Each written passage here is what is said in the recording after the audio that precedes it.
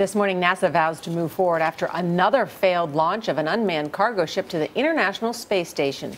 The SpaceX Falcon 9 exploded over the Atlantic Ocean Sunday, shortly after liftoff from Cape Canaveral. Vladimir Duthiers of our digital network CBSN shows us what happened in this latest failure. Vlad, good morning. Good morning. The SpaceX CEO Elon Musk tweeted this morning that the cause is still unknown after several thousand engineering hours of review. Sunday's failure was the latest in a series of setbacks for NASA and the private space industry that hopes to one day carry astronauts into orbit. 3, 2, 1. Ignition sequence start and liftoff of the SpaceX Falcon 9 rocket. The unmanned rocket took off right on schedule Sunday, soaring through the sunny skies over Cape Canaveral. But roughly 2 minutes after liftoff, the SpaceX Falcon 9 exploded, disintegrating over the Atlantic Ocean. And we appear to have had a launch vehicle failure. On board, more than 4,000 pounds of cargo, including food, a new spacesuit, student experiments, and the first docking port designed for future crew capsules. This is a blow to us. We lost a lot of important research equipment on this flight.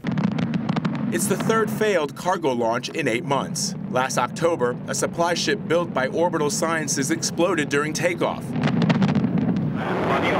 Then, in April, a Russian cargo ship spun out of control. You can see the Earth spinning And burned upon re-entry. There's really no commonality across these three events other than the fact that it's space and it's difficult to go fly. You know, NASA expected a failure every now and then, but I think getting a cluster like this in one after the other order is pretty disheartening. After the explosion, SpaceX founder Elon Musk tweeted, "There was an overpressure event in the upper stage liquid oxygen tank."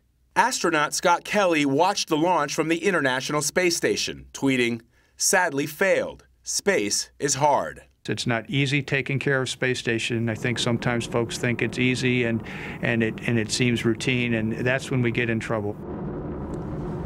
NASA says the crew on board the space station is not in danger. They have enough food and supplies to last into the end of October. Russia is expected to make another attempt to deliver supplies at the end of the week. So is this simply from the lack of support and mission for NASA? In the past, the space shuttle would have been the means to get food and supplies to the space station. Now, we don't have that, so they're looking at private contractors. And as you know, they're paying Russia for the opportunity to send astronauts to the space station. Oh, I'm glad there's no people on board. And I like Scott Kelly, space is hard. Space is hard. Hopefully they'll figure it out.